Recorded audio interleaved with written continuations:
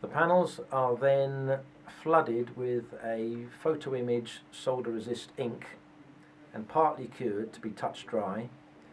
They are then, using the same tooling process as we mentioned earlier, the solder resist photography is laid over the tooling pins and exposed and then developed in the same process as earlier to give the solder resist pattern on the board.